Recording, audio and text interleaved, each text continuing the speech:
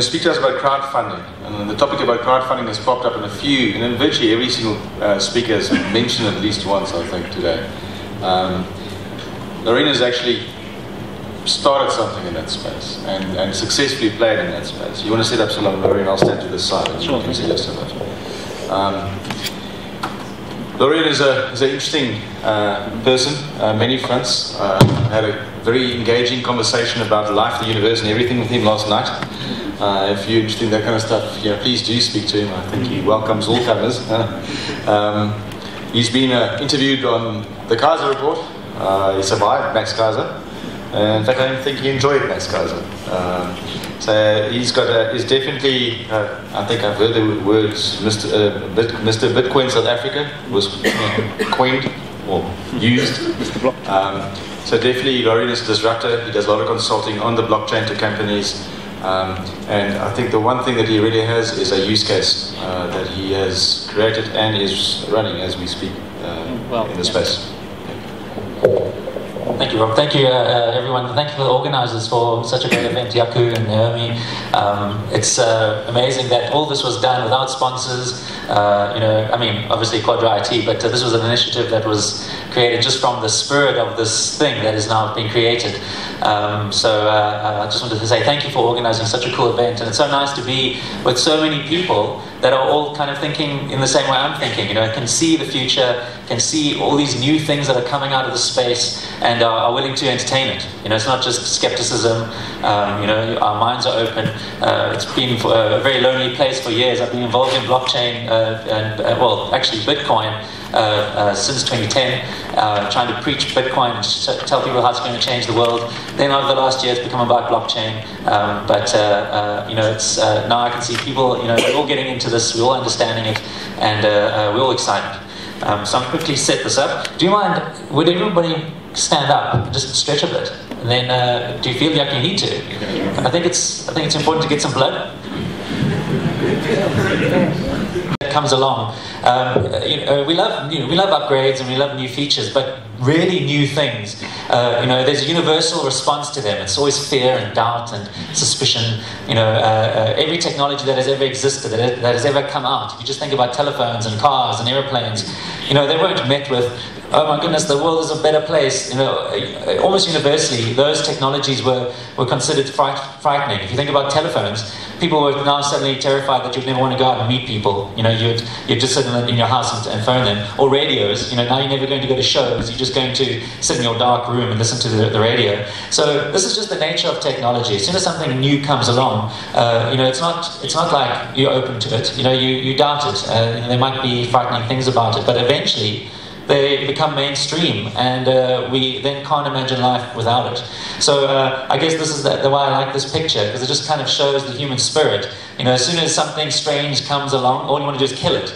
You don't want to embrace it wholeheartedly. You don't know if those aliens are going to be bringing gifts. You just immediately distrust them. So anyway, that was funny. I think so.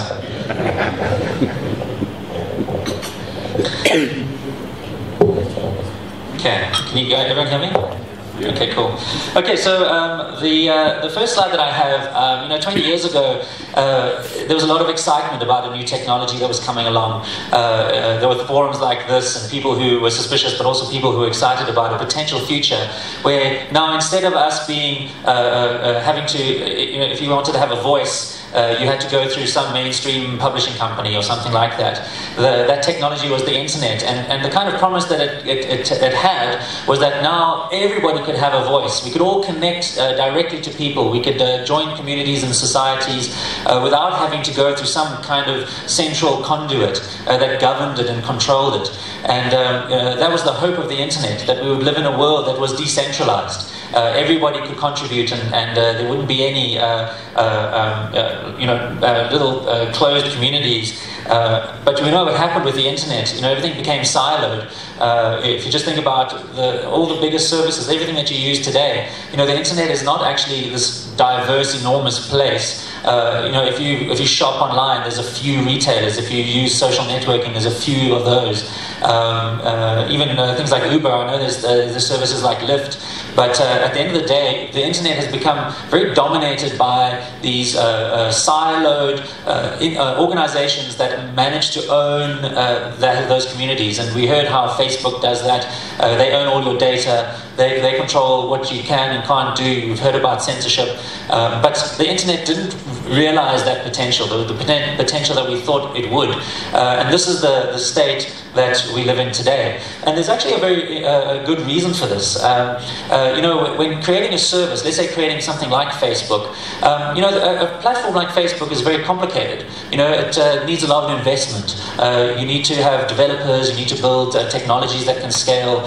And having something that's open source, even though open source technologies have been with us forever, it's very difficult to kind of corral or bring all those skills together, all that tech, and in an open source way that creates these valuable communities that we end up joining. And this is just how it is. To try and create a distributed service or an open source service, you're always going to be facing that issue of, well, okay, Linux is open and friendly, and you can do whatever you like with it, but it's not as shiny as OS X. It doesn't have some great, like all those great animations and all those great apps. We need a company that can now raise money through investment and then can provide services around that. So like Facebook, they manage to sell data to their advertisers, and they can get investments to now go and improve their services. Now if you think about Uber as well, Uber is all about, when people talk about Uber, they say, well, we're decentralizing this whole passenger driver type thing. But again, there we have now not a true decentralized service. At the end of the day, Uber is owning all those people and creating a value there. And we need them to do it, and we need a company that can do that for us. Because they need to build that service out, and it takes a lot of money. Now, if you think about the way Uber works, we have drivers and we have passengers, but we have what's called a hub and spoke model. Now, this is exactly the same for every other service, all the ones that I spoke to you about before. And that hub, the thing in the middle there, allows passengers to connect with those drivers. But at the end of the day, all it's doing is performing a financial function. It is the one that is allowing us to transact with those drivers in a safe and secure way. Where we don't have to worry about, if the payment's going to be successful or not.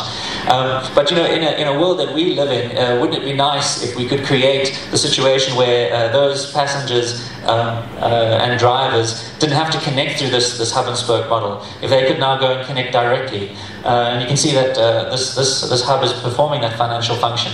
So if they were to connect directly, what we would have is the ability now for these customers to pay their drivers directly. But even though we all know where this is going, and we know how blockchain has allowed us to do this, to be able to make financial transactions in a peer-to-peer way, there's still that whole thing about, okay, well, who's going to create that platform, that Uber?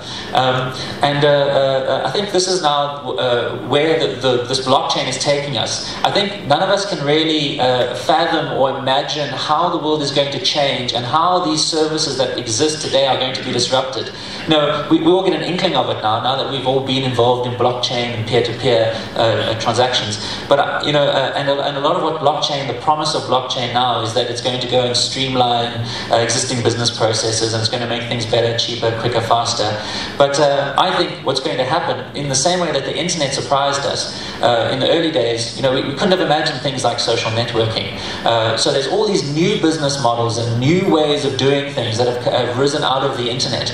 So blockchain has so much more potential than just being able to connect people in a financial transaction, where a token can represent a security or a bond or a loyalty point or whatever other of the million use cases that exist. The blockchain is going to be something that can decentralize all those types of services that I said to you before, and create a world where it is possible to have a service like Uber or a service like Facebook to exist, where we don't need a hub that is now going to be monetizing that information and being able to build up that service and build up that platform. If you just think about how Steem works, now Steem, to me, the reason I only discovered Steem a few weeks ago, but immediately I could see how you could create a platform where the contributors to that platform can benefit financially directly from the people that are actually using that service. So instead of us, if we were thinking about Uber, paying Uber some kind of commission to upkeep that system, we could directly pay the people who are contributing to that system, not just in a content way, which is how Steemit works, but actually the developers of the platform. And then we could be able to actually do away with these hubs, these central services that provide value to customers. Now, obviously there's been a lot of hype around blockchain, and almost exactly a year ago this article came out on The Economist, and the whole world's sort of gone crazy now for this blockchain thing, where there's these crazy statements from World Economic Forum saying that blockchain is going to be the beating heart of finance, Goldman Sachs saying it's going to change everything. Everybody's now jumping on this blockchain bandwagon, and I think a lot of it is justified, but not in the ways that we think.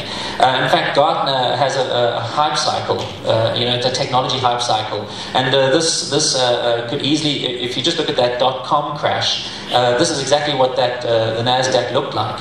There's usually, when a new technology comes along, a technology trigger where everybody hears about it, and then suddenly everyone just piles in thinking this is the next big thing, and it's going to do all these wonderful things for us, and we better get in now, we better buy stock. If you think about cryptocurrencies, these altcoins, whenever a new altcoin comes out, just today or yesterday there was a new one, you can just see the same picture always happens. There's this huge pump up, this hype, and then what happens is there's this kind of reality sets in, and there's this crash into this trough of disillusionment.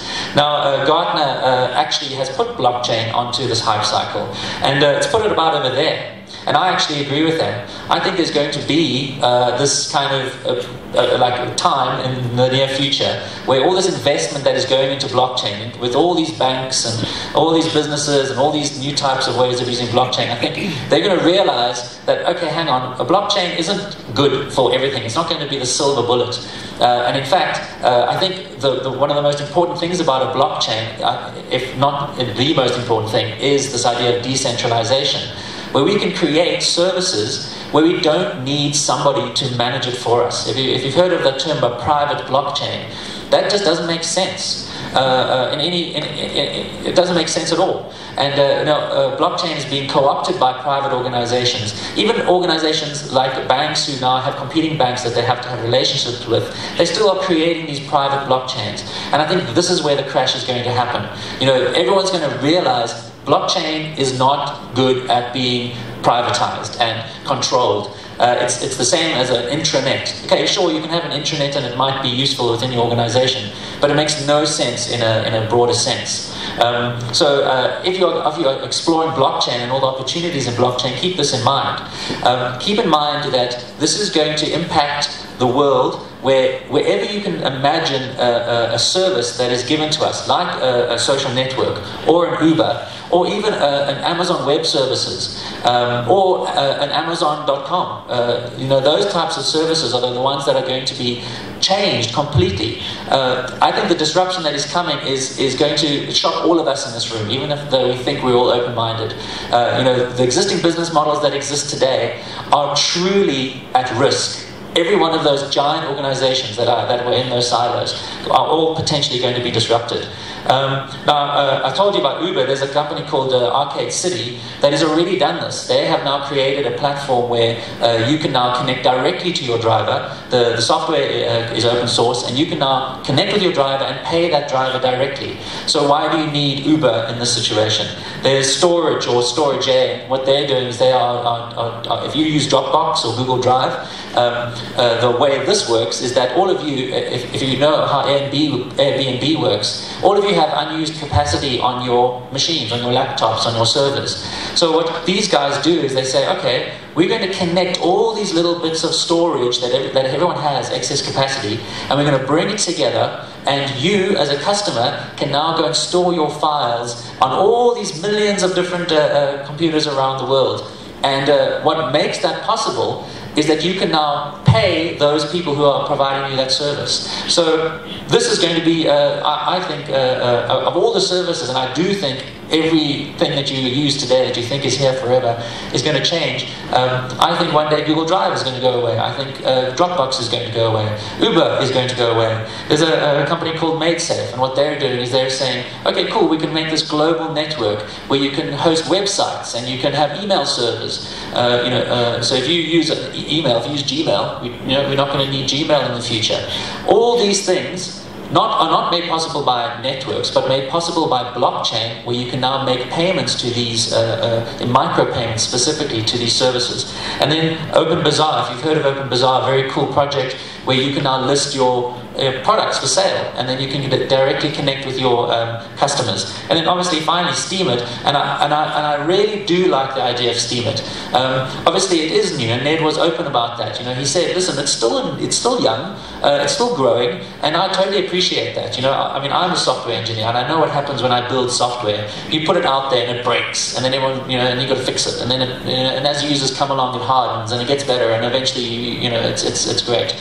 But the point behind something like Steemit is that here we have another way, another service, and now we can disrupt Facebook or any of these other kinds of services where people are giving their content to these organizations and they are monetizing it. Now we can, in a decentralized way, monetize our own value instead of having somebody else monetize it for us. So I'm very philosophically aligned with every one of these services, and I'm very pleased to be here at Steemit, where I'm supporting the idea, and I hope that Steemit does grow, and because this to me is the future. And what we're seeing here today is kind of like the internet in the 90s, where we saw Netscape, how terrible it was, and we were on our 14K modems. This is the time where we're in right now. But these are going to grow and evolve and change and fill our lives till one day the idea of having something like Facebook that has all our data, or Gmail that has all our email, is going to be this ridiculous notion, that we actually gave all our content away. Okay, but now the whole point of this conversation was crowdfunding. So I just wanted to get into this. Now Steemit actually, strangely enough, the first thing I thought about when I went onto Steemit is like, hey, this is a great crowdfunding platform. Because, I posted an article on there. I said, hey guys, look what I'm doing. I'm doing this crowdfunding project. And immediately I got all these votes, and I started earning money, and I thought, hey, this is so cool. Like now anybody who has some cause or some goal or some project they're working on can go tell people about it, and in this way, Steemit can be used as a crowdfunding platform. So I think that's a very cool way to use a platform like this. But what I'm going to do is I'm going to talk to you now about my crowdfunding platform and other things. So when it comes to crowdfunding, crowdfunding is awesome, especially in this hyper-connected world that we live in today. We live in the world of the internet, where now you can connect to some person in some strange country, and if your ideas are aligned, then you guys can benefit each other in some way. So now the idea is what's called the long tail, and this applies to a lot of different things. But Chris Anderson, who wrote a book about this, said, well, usually you have products, and you get these popular products. So popularity is on the left there, and and then products. In other words, that should be a product count. Usually there's one or two very popular products. So if you think about Facebook, or if you think about Google as a search engine, there's only one or two Googles out there, and one or two or three Facebooks. But then the less popular something is, you'll find that there are more of those types of services. So there might be, if you go towards the end of that chart, there might be 1 million services out there that are not popular at all. So that's the kind of idea here. Now, when it comes to crowdfunding, somebody might say, listen, I'm trying to crowdfund something. And some are even here on crowdfunding. They'll say, listen, I've got this idea, and I want to do this particular thing. And, there might be 1% of the population on the planet who are like, oh, that's quite a cool idea. But you can reach those people. Those people are now at the end of this tail, and you can go and find, in this hyper-connected world, those people that either you want to fund or where you need to get funding. So crowdfunding is an incredible thing, and I'm always amazed about how people can raise money for the weirdest things. It's actually quite encouraging in a way. We all have maybe good ideas, and we just think to ourselves, "There's no way anyone's ever going to want to support me."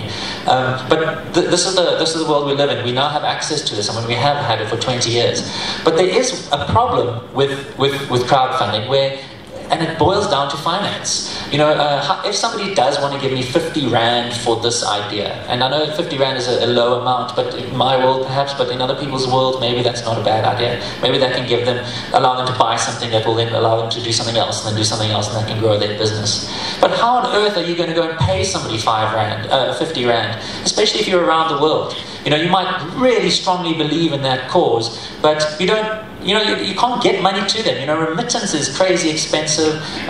Also, the trusted, paying that person, maybe they don't have access to a bank or something like that.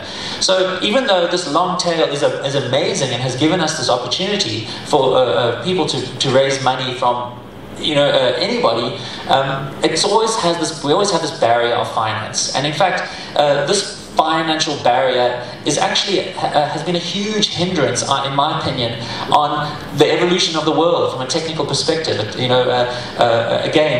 Thinking about things like Facebook. Facebook monopolized social media, but maybe there's a million potential Facebooks out there that could be so much better, but those guys can't get off the ground because of this raising money thing and raising small amounts. So combined with this internet thing, combined with being able to make micropayments with blockchain currencies, we really are going to be able to grow this in ways that we cannot imagine, and the weirdest people with the weirdest projects are going to be able to actually get that kickstart that they need to make incredible things. So, I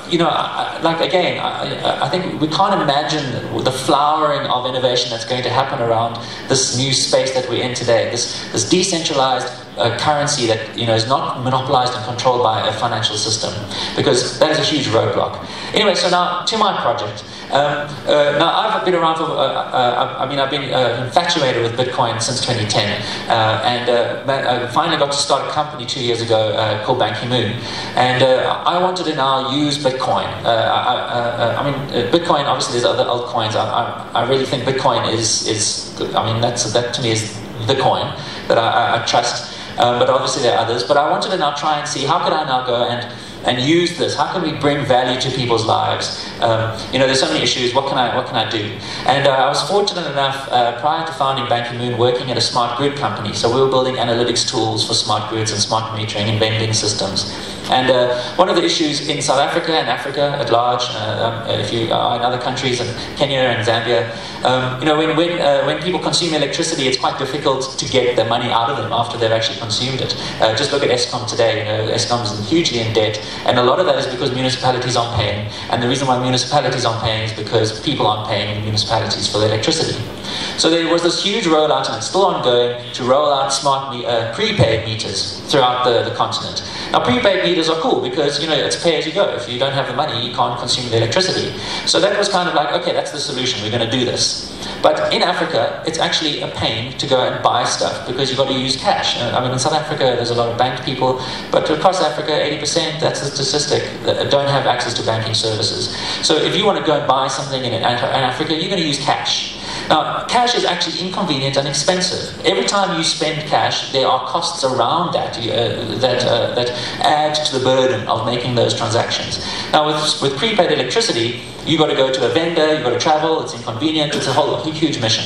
So we were trying to find all these different solutions at the company, and I was always in the back of my mind saying, Bitcoin, of course, you don't need a bank account, you can have a mobile device, and you can suddenly now make all these transactions. They didn't believe in it, and I thought, that's it, I'm going to start a company to do this. So I went and built a solution, and this is kind of how it looks. It was a way of being able to now convert your bitcoins back into electricity. Bitcoins kind of come from electricity with all that mining.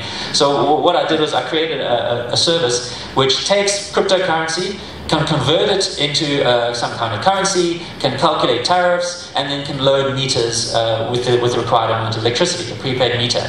So this was now a big thing for me, and I wanted to go out and do this, and I got a lot of attention around this because, in the Bitcoin world, in the crypto world, any kind of solution that is using Bitcoin in a novel kind of way, this applies to you. If you have a solution that hasn't been done before, I can promise you, you will get attention for it, and it might launch you into a new direction.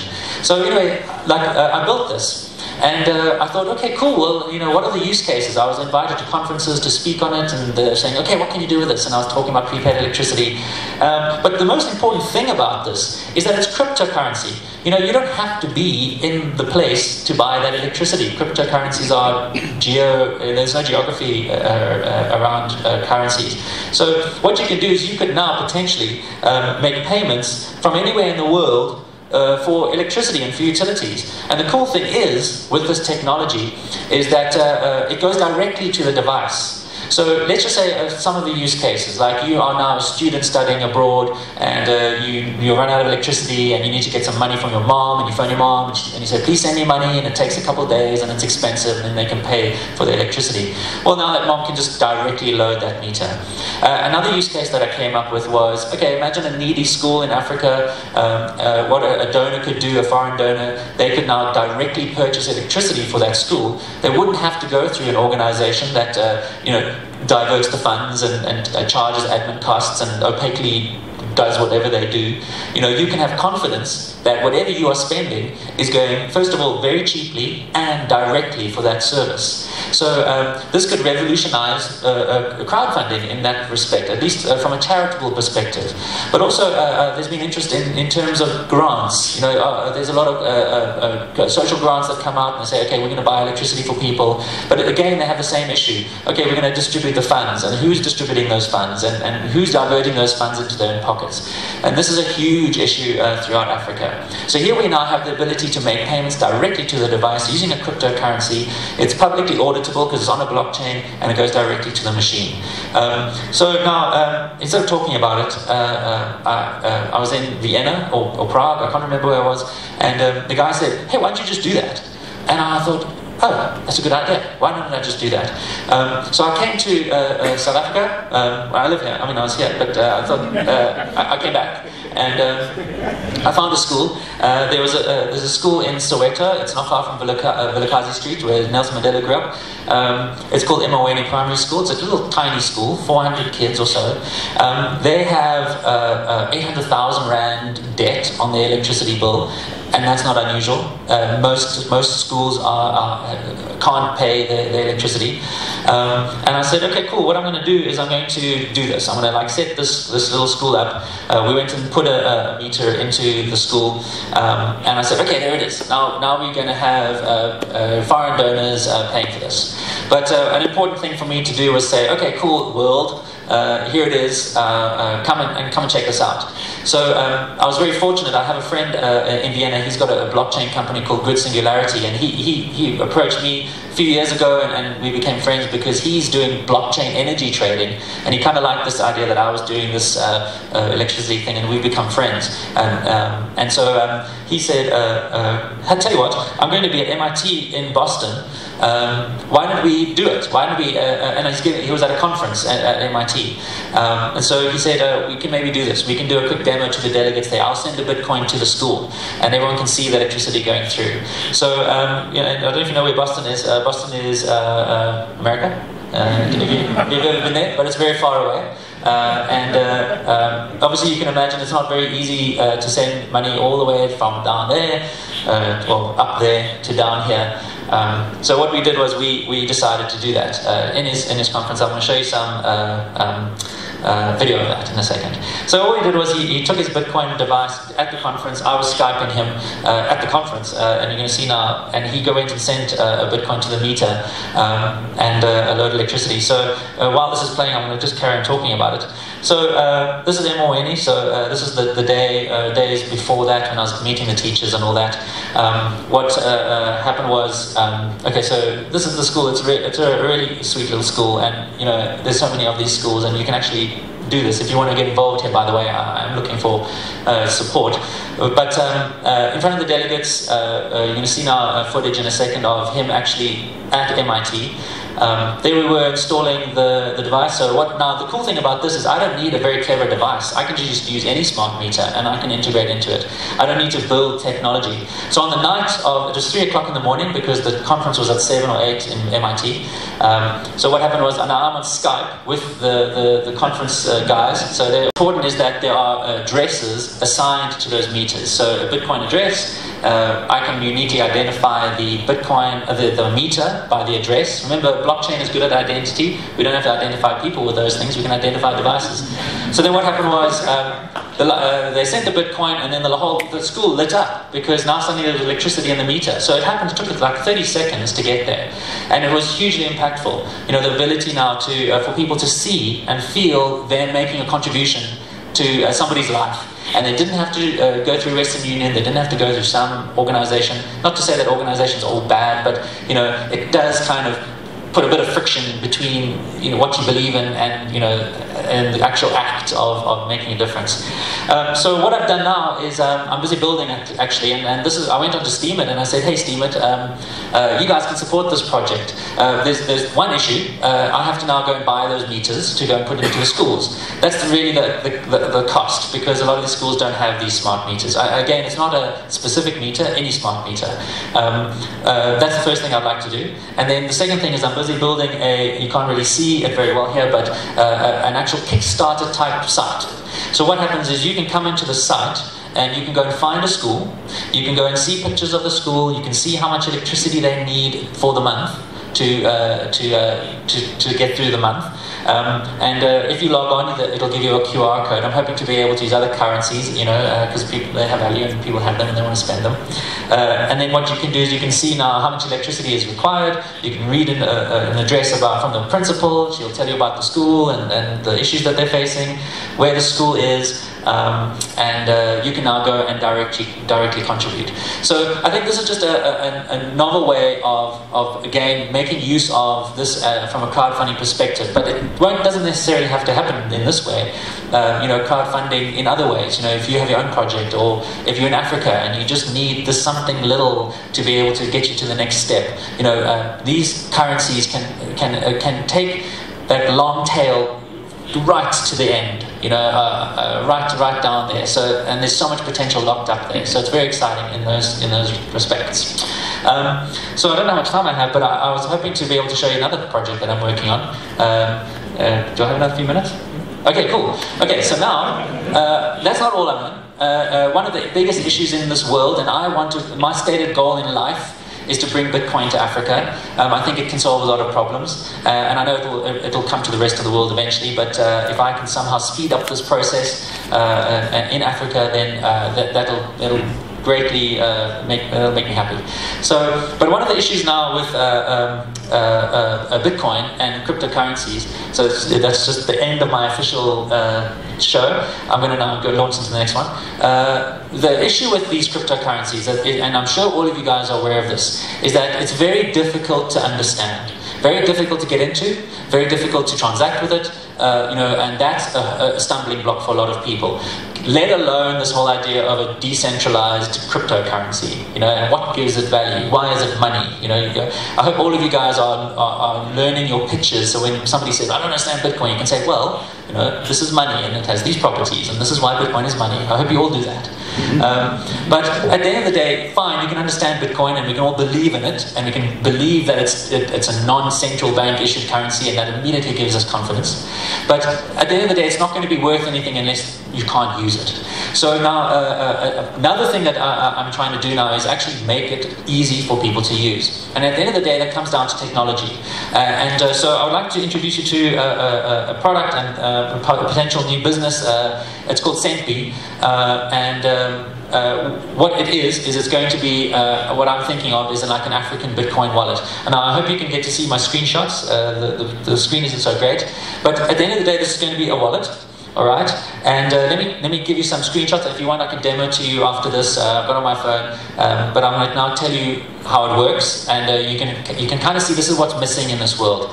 So I think the first thing is that when somebody has a wallet, they want to register on the wallet and they want to now see their money. And I think the problem that Bitcoin wallets do today is they give you this amount in Bitcoin.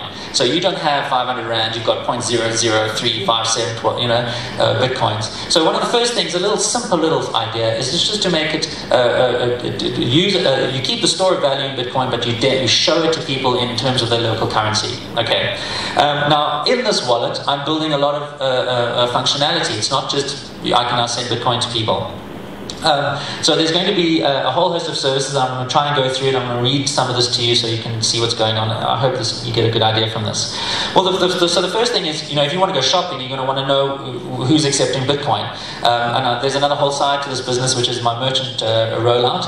But you want to know where you can go spend the Bitcoin. So you're going to have your map, and you're going to, as soon as you open up in your location, you can now see all the people that are accepting Bitcoin. That's an important thing. Now, another very important thing is that if you want to pay somebody something, or let's say WhatsApp. Do you all have WhatsApp? Have you all used WhatsApp? Now, when you installed WhatsApp, did you have to go and start loading your contacts and getting all those people involved? You didn't. You just opened it up and it went through all your contacts and it said, oh, this one's on WhatsApp, this one's on WhatsApp, this one, and then it brought you into your WhatsApp contacts. So what this wallet does is it does exactly the same thing. If you have a SendB wallet and your friend has a SendB wallet and that friend is on your address book, it immediately brings in those contacts. Now, I don't have to know these people, their address, and also remember, it's good practice nowadays to cycle through addresses. You don't want to have one address. So that's a complicated thing. So this just goes into the person, links that person directly, and then you can go and make payments directly to that person without knowing their address or any of those details. Let's say now you were to select one of those users. I'll select my wife right at the top. She was user number 1, actually user number 2. What happens now, you can go and select her, and maybe I'll be a WhatsApp killer, but you can go and chat to her, or you can now go and actually send her some money. So now the thing here is that I don't want to send her 0.08653 Bitcoin, I want to send her 500 Rand. So I can now go and put 500 Rand in here, and what's going to happen is it's going to send the 500 Rand to her. See, it's just a simple little thing, but this is what's missing. I mean, do you all have Bitcoin wallets? I do, and none of them think like this. It's just a little simple little thing. Another important thing now is that you can go and load a meter. So you can go and type in your meter number. So I've brought the meter technology into this. Punch in your meter number, write 100 Rand, and immediately what's going to happen is it's going to either give you a token, which is what you punch into a dumb meter, or it's going to go and remotely load your meter with 100 Rands worth of electricity. So I've got that tech built into the background there. Okay. Easy, simple thing. People want to buy electricity. Okay, so there we have it. There's also an airtime function and data, so you can go put your cell phone number in there, and you can go and buy airtime and data for a mobile number. It doesn't have to be yours. Can be anybody's. And then also, all the transactions that you make, you can do. You'll be able to see them. Now, what we are doing now with our merchants is being able to. Also, I mean, this has been, people have been thinking about this for a long time, and you always see a Bitcoin QR code in a counter, but no one's making a mission to actually get those things out there. So, not in this country, and not throughout Africa, so I'm going to do it. I'm going to go on a huge mission to get KFC to put a little QR code. And the cool thing about QR codes nowadays is that everyone's used to SnapScan, everyone's used to Zapper. This whole QR code thing that's been broken. We don't have to worry about that. So if ever there was a ripe time now to dive into this market, it is now. And it's a kind of perfect storm, the way I think about it. That, we have this use case of Zimbabwe next door to us, where they have lost complete faith in their currency. And all they want in life is Bitcoin. If you were to tell them about Bitcoin, they would say, I'm in. I don't know if you've ever spoken to Zimbabweans. I was there, I'm going there in a few weeks' time again, and it doesn't take half a second for me to say, look, there's this currency, and guess what? It's not governed by any central bank. And they'll say, where do I sign? So we are living in a very cool time right now. If you're a person who's got these kind of aspirations, I know that Bitcoin's been around for 7 years, and we've all been waiting for Bitcoin to be everywhere. But man, if ever I felt like the time was right, and we just heard this fantastic talk about Africa and the potential growth in Africa and the needs in Africa, this is the time. By the way, there's a business model behind Sendbee. This is not just a wallet that I'm going to create. Every time you buy electricity, every time you buy data, I'm of course going to charge a transaction fee. I'm not going to charge it if it's a Bitcoin to Bitcoin transaction. And also if you go and buy something from a retailer, I'll charge that retailer 1%, so I can go and exchange those Bitcoins for rands and give them a payment notification. So this is not a pitch for a business, I know, but just to show you that, you know, like life is moving on and we're all thinking about these things, and there's lots of excitement, lots of potential from crowdfunding perspective. And now I think the Bitcoin time is now, as well as other currencies. Okay, so anyway, that was it. I hope I didn't steal time from you by doing all this, but I hope that was valuable, and happy to answer questions. I'm lucky enough to be able to be pulled into these meetings with SARB and the Reserve Bank and Financial Intelligence Center, because they all want to know about this stuff, like what is going on, you know. And obviously, as adoption increases, which it will, they're going to become increasingly more uneasy. Now, this is a universal thing, not just a South African thing. Where Bitcoin, you know, if you want to now regulate Bitcoin in the same way you regulate currencies, you're going to have to now easily slot Bitcoin into that category and say, okay, Bitcoin is a currency, it's legal tender, it's money, so we're going to regulate it as such. But Bitcoin is one of those things that kind of defies categorization, or at least easy categorization. You know, even we see around the world how, some states in America, they're thinking of it as a commodity, or in Europe, you know, that it's now, it's not just currency, it's something else. So there's going to be a lot of time and many years of kind of not just debate between countries, but within countries, different regulators wanting to try and regulate this in their way, the way they understand. So it's going to take years, literally, for everybody to say, okay, we're going to agree that it's this thing and we're going to apply these regulations. So we, again, are living in a cool time right now where the Reserve Bank will say, okay, it's Bitcoin. We can't do anything about Bitcoin. We don't know what it is. We don't understand it. But if you are now, if you're a company and you're providing services to somebody where you're converting Bitcoins from rands or dollars, well, that's our domain, and we're going to want to have our finger on that, and we're going to regulate the way that we understand. So there's going to be KYC and AML and all those kinds of things. But when it's Bitcoin, and I've said this to people, and they always laugh, Bitcoin is like pixie dust. Like, we don't know what that is. You know, we can't put rules on it because it doesn't exist. Also, remember, Bitcoin is non-jurisdictional. Now, there's no place that it exists. It's not like I have money in this country if I've got Bitcoin. Bitcoin is nowhere. You know, at the end of the day, all I own is I have is ownership over something by virtue of my private key. So, if you are a Bitcoin person, now I don't have at this stage an exchange where people can bring money into the system, but I'm kind of feel like I can see ahead of that. If people want Bitcoin and they want to use this, they can go get Bitcoin themselves and let somebody else worry about that stuff. So it's a great place to be. Reserve Bank don't know anything about it, and Reserve Banks around the world, they can't figure it out. It's kind of like BitTorrent. You know, the music industry and movie industry have been trying to kill BitTorrent for years, but how do you stop peer-to-peer data being moved? How do you stop peer-to-peer transactions? You can't. The best thing they can do is allow businesses like this, like mine, to flourish, so they can at least have some measure of control. I at least kind of know my customers in a way that I know their devices, you know, I know their mobile numbers. But if the Reserve Banks decide to come down on this, what they're going to do is drive it underground, and it's going to be the same thing. The movie industry, the music industry, and the banks all trying to suppress something that they have no control over. So let's take advantage of that and wait, and then in a couple of years' time we can ask for forgiveness or permission, you know. But right now we don't have to. In terms of the application for the school and the electricity, and using the app and so forth, I would assume that there's the cost, like you mentioned, was the prepaid meter. Mm-hmm. But in order for that to be rolled out, let's say, for example, we have a need for that in our communities, what would be the method of adopting what we've done? Yes, so is there like a direct kind of... Right, so to use the electricity thing, you're going to have a smart meter. And the cool thing is that those are being rolled out. You know, I think all communities, all schools certainly are going to eventually have these smart meters. Now, as soon as that happens, you're in, because those are now Internet of Things devices, and you can now communicate with them, you can draw data from them, send commands. So, to me, the barrier of entry here isn't me saying to everybody, hey, we need to roll out smart meters for this to work. That's already happening. You see, so all we're going to do is wait for those to come up, and then we can say, look, another service we can add to it. So, and in terms of the allocation of the wallet addresses and all those kind of things, are there a manual or is there